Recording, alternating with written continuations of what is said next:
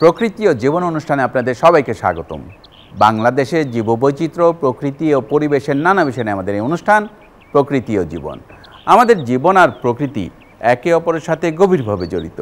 এর নদ নদী, জলবায়ু, গাছপালা, প্রাণী, আমাদের সাথে এদের সম্পর্ক, সচেতনতা ও কর্ণীয় তুলে ধরতে আমাদের এই অনুষ্ঠান।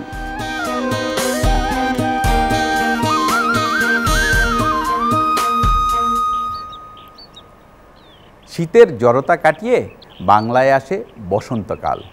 নতুন পাতার পরশে গাছপালার প্রাণ ফিরে পায়। ফুলে ফুলে ভরে ওঠে চারিদিক। পাখির কুজনে প্রাণবন্ত হয়ে ওঠে বাংলাদেশ। আমাদের আজকের পর্ব বাংলার বসন্তকাল নিয়ে।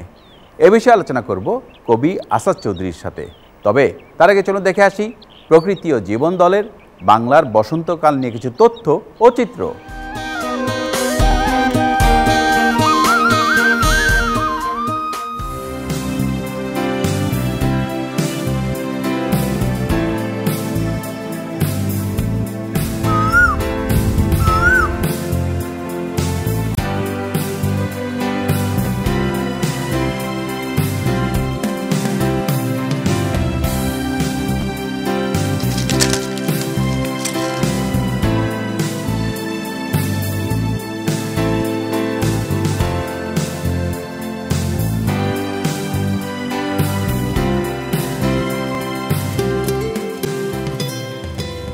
বাংলাদেশ ষড়ঋতুর দেশ।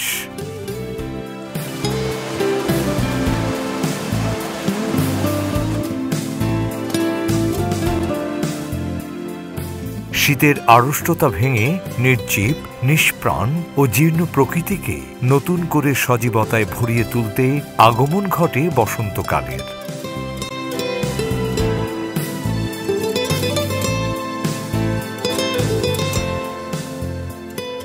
বাংলা ফাল্গুন ও চৈত্র এই 2 মাস বসন্তকাল। কোকিলের কুহু কুহু গান, রং বেরঙের ফুল, শুষ্ক বাতাস, গাছের কচি পাতা সবই বাংলার প্রকৃতিতে বসন্তের আগমনী বার্তা পৌঁছে দেয়।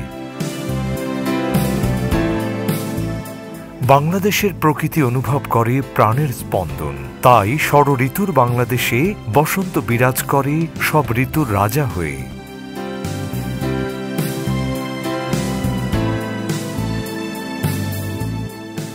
ঋতুরাজ বসন্তে এদেশের প্রকৃতিতে নতুন প্রাণের পরশ লাগে।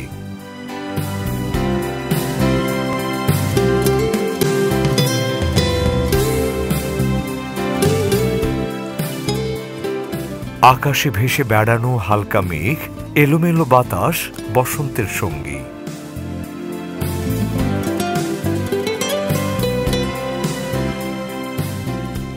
বসন্তের এলোমেলো বাতাস কোনো নির্দিষ্ট দিকে স্থির থাকে না।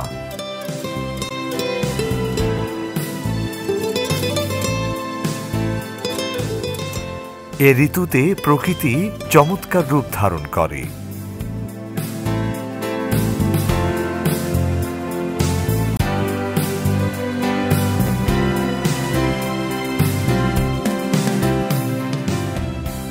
শীতের জড়তা ভেঙে তরুলতা নবপত্রে সুশোভিত হয়।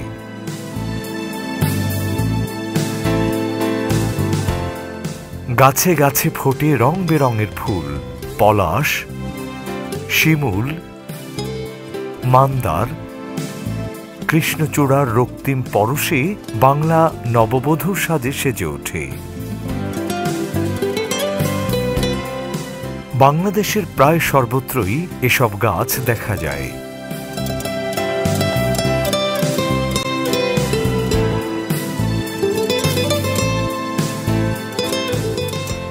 একসময় প্রচুর পরিমাণে শিমুল গাছ দেখা গেলেও বর্তমানে অল্প বিস্তর গ্রামীণ আঙিনা ও মেঠো পথে দেখা যায়।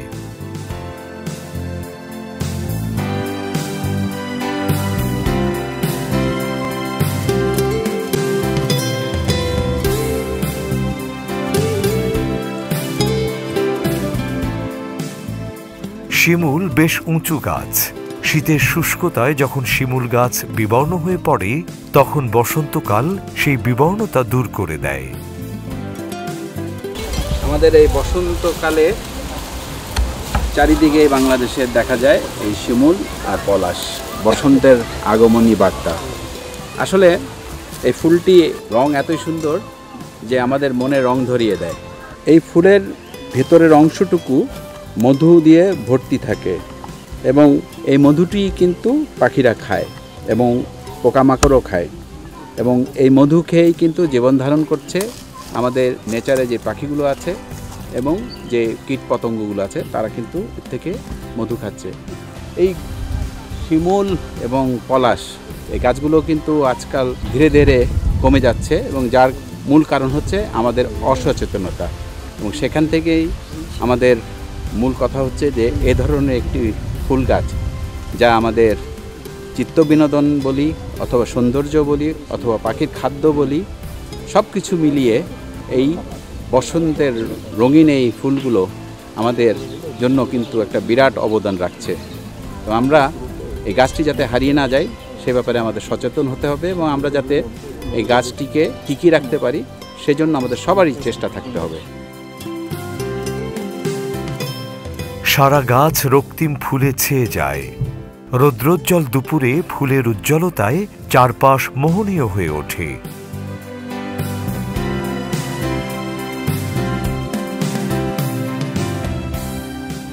বসন্তকে সুশোভিত করতে ফোটে কৃষ্ণচূড়া।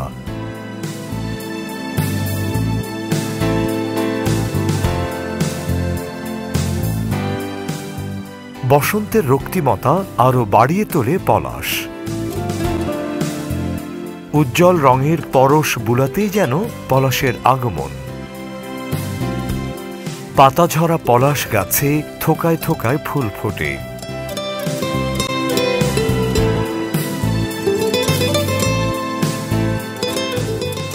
এখনো গ্রামগঞ্জে পলাশ গাছে দেখা মেলে, তবে শহুরে জীবনেও পলাশের ছোঁয়া রয়েছে।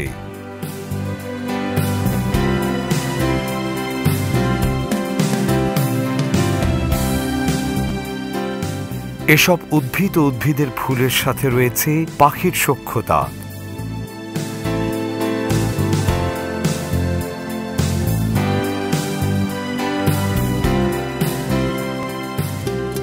বিভিন্ন প্রজাতির পাখি এসব গাছ থেকেই খাদ্যের যোগান পায়।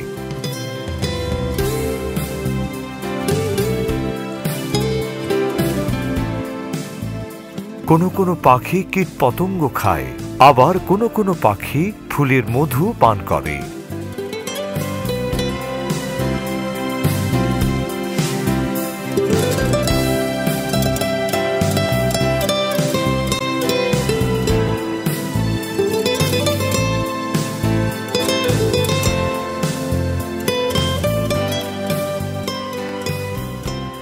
ফুলের মধু পান করতে পাখিরা মান্দার গাছেও ভিড় করে। মান্দারও লাল রঙের ফুল। একসময় প্রচুর পরিমাণে দেখা গেলেও বর্তমানে খুব একটা দেখা যায় না। এসব ফুলের পরশে বাংলার চারপাশ রঙিন হয়ে ওঠে।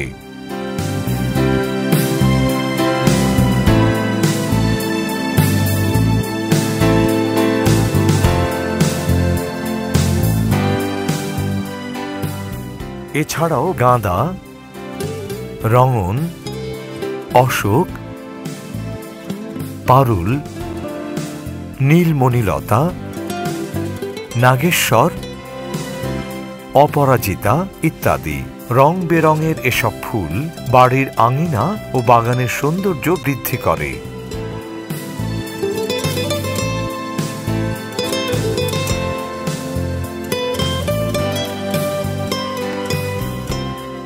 মৌমাছি ভ্রমর খেলা করে ফুলে ফুলে।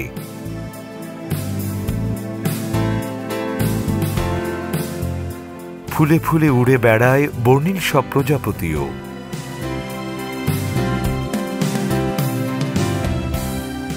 এরা উদ্ভিদের পরাগায়নে সাহায্য করে।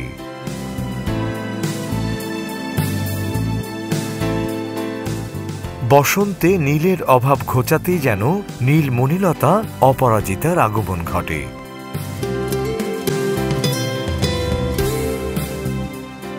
আম্র কাননে মুকুলে ছেয়ে যায় প্রতিটি গাছ।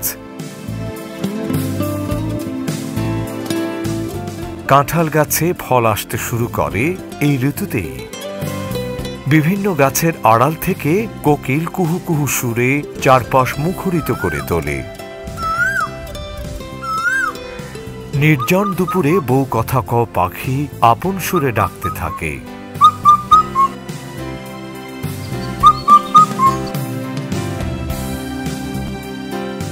বসন্ত বাতাস বয়ে যায় বন বনানীতেও।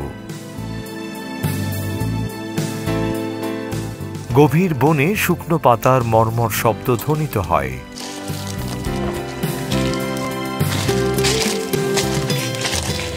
ঝরা পাতার আবরণে ঢেকে যায় শালবন। একসময় মলিন বনে প্রাণ আসে, গাছে গাছে কচি পাতার দেখা মেলে, শুষ্ক বনে সবুজের পরশ লাগতে শুরু করে। পাখির সুরে প্রাণের সঞ্চার হয় বনে।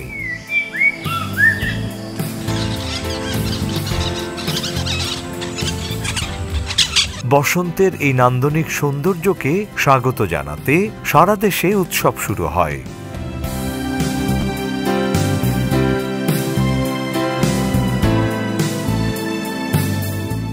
বসন্তকাল শুধু প্রকৃতিকেই রঙিন করে না, বরং মানব মনেও প্রাণের দোলা দেয়।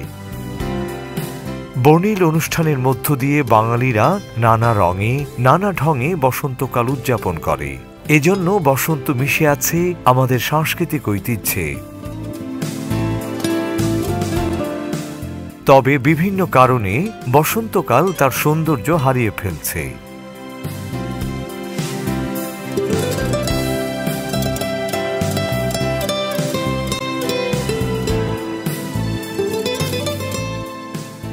মানুষের বিভিন্ন কর্মকাণ্ড ও বৈরী জলবায়ুর প্রভাবে বর্তমানে বিবর্ণ হয়ে পড়েছে বসন্ত। নির্বিচারে বনাঞ্চল ও লোকালয়ের গাছপালা উজাড় করা হচ্ছে, ফলে প্রাকৃতিক ভারসাম্য নষ্ট হচ্ছে।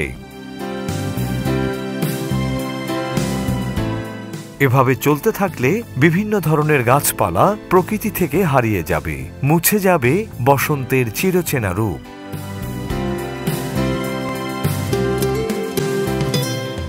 বৃক্ষরাজি, পশু পাখি ইত্যাদি রক্ষার মাধ্যমে সুস্থ পরিবেশ নিশ্চিত করতে ও বসন্তকালের সৌন্দর্য ধরে রাখতে সকলের সম্মিলিত প্রচেষ্টার প্রয়োজন। তবেই বাংলার প্রকৃতি ও পরিবেশ ভালো থাকবে, টিকে থাকবে বসন্তের চিরচেনা রূপ।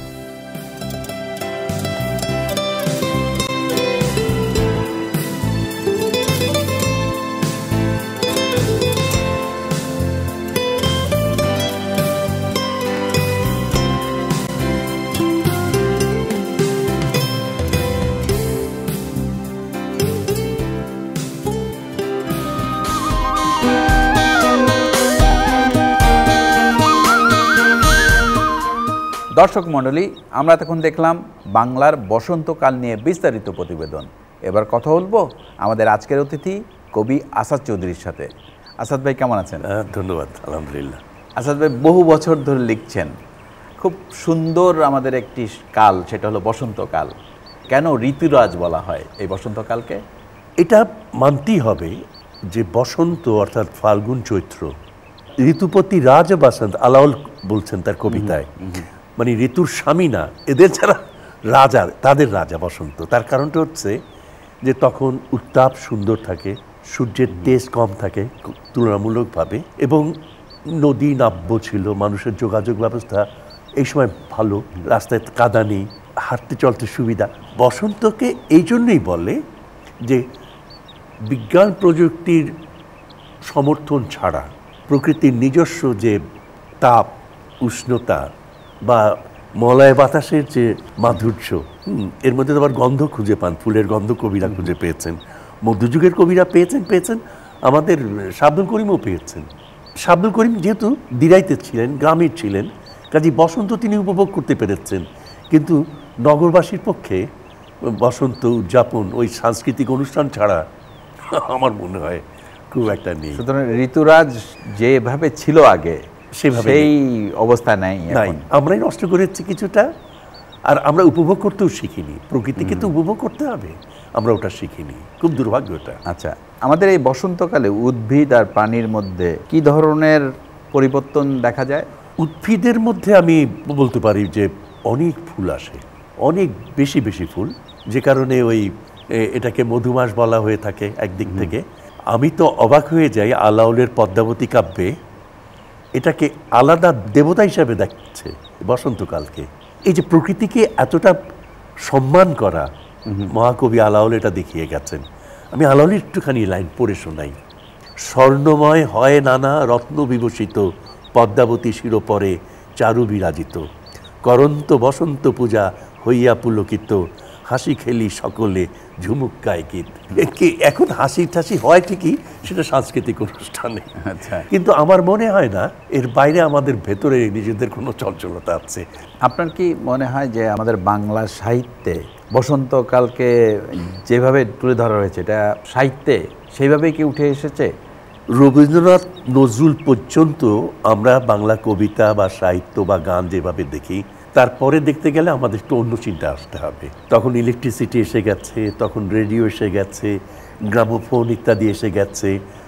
এটার সঙ্গে সঙ্গে বলবো আমি অনেক পরিবর্তনগুলো এসে গেছে। এমনকি যখন পূজা পর্যায়ের গান, সেখানেও আমরা বসন্তের বর্ণনা পাবো। সাহিত্যে যেভাবে আছে বসন্ত, আমাদের আজকালকার জীবনে সেই বসন্ত বোধহয় আমরা আর ওইভাবে দেখি না, তাই তো? এটা দুঃখের সঙ্গে বলতেই হবে। আমি আরেকটা বর্ণনা দিই, এটা আমি বলছি মুকুন্দরাম থেকে বলি।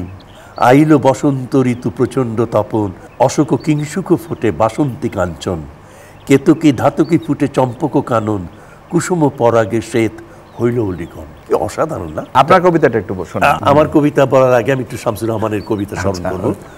বর্ণমালা, আমার দুঃখিনী বর্ণমালায় বলছেন, সৃষ্টির ফাল্গুনে হে আমার আঁকি তারা, তুমি উন্মিলিত সর্বক্ষণ জাগরণে। যে সর্বক্ষণ জাগরণে যে থাকে, সে হচ্ছে সৃষ্টির ফাল্গুন, সেই 21শে ফেব্রুয়ারি। এবং স্বাধীনতা তুমি, বিখ্যাত কবিতা এটা, সেখানে তিনি বলছেন, স্বাধীনতা তুমি বাগানের ঘর কোকিলের গান, বয়সী বটের ঝিলিমিলি পাতা, যেমন ইচ্ছে লেখার আমার কবিতার খাতা। সেখানেও যে কোকিল আসছে, সে তার স্বাধীনতার স্বাদ নিয়ে আসছে। কাজে আমাদের কাছে ফাল্গুন, এগুলো ওই মুক্তিযুদ্ধের চেতনা, আমাদের জাগরণ, এগুলি বড় আকার পেয়েছে। আমাদের বসন্তকাল হচ্ছে একদম আলাদা। আমরা যারা 52 পরে বড় হয়েছি, আমাদের বসন্তকাল হচ্ছে প্রতিবাদের। 8ই ফাল্গুন আমাদেরকে শেখায় ভাষার জন্য রক্ত দিতে হয়। বহু জায়গায় আছে যে আমার ফাল্গুন রক্তাক্ত, আমার ফাল্গুনে বারুদের গন্ধ, ফুলের গন্ধ নাই। আমার কবিতাও বসন্তের এই লালিত্য, লাবণ্য, সৌন্দর্য, মাধুর্য নাই।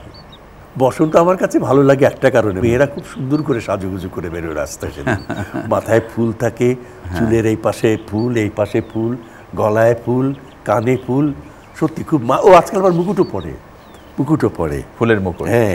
আমরা কি তাহলে আপনি মনে করেন যে সেই ঐতিহ্যবাহী বসন্তকাল, যেটা আপনার ছোটবেলায় আপনি দেখেছেন, এরপরে আজকে যে পরিবর্তন, এখানে আমাদের কি করণীয়? আমরা কি করতে পারি আবার বসন্তকালটাকে সেভাবে ফিরিয়ে আনার জন্য? আমি খুব খুশি হয়েছি বাবু যে প্রকৃতির জীবনে বসন্তকে নিয়ে আলাদাভাবে চিন্তা ভাবনা করছে। এটি একটি সুস্থ লক্ষণ মনে করি। আজকে অনেক দর্শক দেখবেন, তাদের মধ্যে অনেক বিচক্ষণ ব্যক্তি আছেন, তারা চিন্তা করবেন যে প্রকৃতির থেকে আমরা যত দূরে সরে যাব, প্রকৃতি কিন্তু প্রতিশোধ নিয়ে ছাড়বে। এই যে বজ্রপাতে 80 জন মারা যায় গাছগাছালি কম বলে, আজকে আমরা তো গাছগাছালি পরিবেশটি আছি। আজকে এই বনভূমি কতটুকু, আমাদের জলভূমি বা কতটুকু? 1300 নদীর ভিতর এখন 250 নদী বেঁচে আছে কিনা সন্দেহ আছে। নদীর দিকে তাকিয়ে, পানির দিকে তাকালে চোখ কত আনন্দ পায়। আজকে পানি কোথায়? ভাবা যায় এই বুড়িগঙ্গাতে আমরা গোসল করতাম লাফিয়ে লাফিয়ে, তো আজকে প্রকৃতি এরকম বিরূপ হয়ে যাচ্ছে, এবং এই যে আমাদেরই কারণে, আমাদের লোভের কারণে।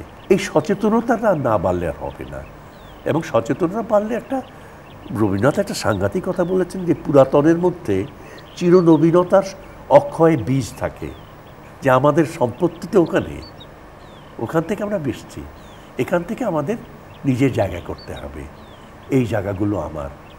বসন্ত বর্ণনা অনেকেই দিয়েছেন, কিন্তু বাংলার বসন্ত বর্ণনা, বিশেষ করে আমি যদি কীর্তনের কথা বলি, আমি যদি আমাদের এই প্রেমের গানের কথা যদি বলি, কি অসাধারণ সব গান আছে, কিন্তু দুঃখ লাগে এইটুকু যে এগুলো আমাদের জীবনে আমরা প্রয়োগ করতে পারছি না। এটি আমার খারাপ লাগে। আমি আশা করব শোনার পরে কেউ যদি একটু বসন্তের ব্যাপারে একটু সিরিয়াস হন, আমাদের আরও ভালো লাগবে। অনেক ধন্যবাদ। ধন্যবাদ। দর্শক মণ্ডলী, প্রকৃতি ও জীবন অনুষ্ঠানের এবারের সেগমেন্টটি হচ্ছে আপনি জানেন কি। চলুন জানা যাক বাংলার বসন্তকাল নিয়ে কিছু তথ্য। আপনি জানেন কি, বসন্তকালে বাংলাদেশের গড় তাপমাত্রা থাকে 22 থেকে 25 ডিগ্রি সেলসিয়াস। জাপানের জাতীয় ফুল চেরি ফুল ফোটার মধ্য দিয়ে বসন্তকাল শুরু হয়। পৃথিবীর উত্তর গোলার্ধে মার্চ থেকে মে মাস পর্যন্ত বসন্তকাল বিরাজ করে। পৃথিবীর দক্ষিণ গোলার্ধের দেশসমূহে আগস্ট থেকে নভেম্বর মাস পর্যন্ত বসন্তকাল।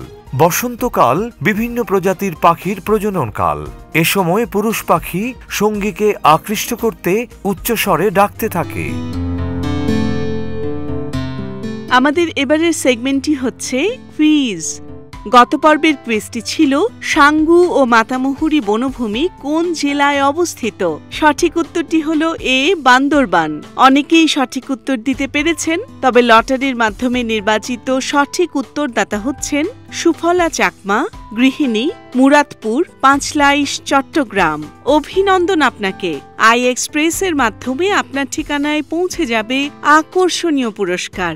এবারে জানিয়ে দিচ্ছি আজকের কুইজ। আমাদের আজকের কুইজ হচ্ছে বাংলা কোন মাসে বসন্ত বরণ উৎসব পালিত হয়? এ, ফাল্গুন, বি, চৈত্র। সঠিক উত্তর জানিয়ে আগামী রবিবার বিকাল 5টার মধ্যে আমাদের SMS করুন। SMS পাঠাতে আপনার মোবাইলের মেসেজ অপশনে গিয়ে টাইপ করুন POJ স্পেস A অথবা B স্পেস আপনার নাম, ঠিকানা ও পেশা, এবং যে কোনো মোবাইল থেকে পাঠিয়ে দিন 6969 এই নম্বরে। অনুষ্ঠান সম্পর্কে আপনার মতামত জানাতে ইমেইল করুন info@pojf.org। এছাড়াও প্রকৃতি ও জীবন অনুষ্ঠানের পর্বগুলো দেখতে ও অন্যান্য তথ্য জানতে ভিজিট করুন www.pojf.org এবং www.facebook.com/pojfoundation এই ঠিকানায়, অথবা যোগাযোগ করুন 01773 049 049 এই নম্বরে। শুধু দর্শক, বসন্ত মানেই কোকিলের গান, বসন্ত মানেই নানা রঙের ফুলের সমাহার। কিন্তু প্রকৃতির প্রতি নিষ্ঠুর আচরণের ফলে বসন্তের এই চিত্র বদলে যাচ্ছে। আসুন বাংলার প্রকৃতি রক্ষায় আমরা একসাথে কাজ করি, সুন্দর প্রকৃতিতে গড়ি সুস্থ জীবন। এই আশা নিয়ে শেষ করছি আজকের অনুষ্ঠান। আপনারা সবাই ভালো থাকুন, সুস্থ থাকুন।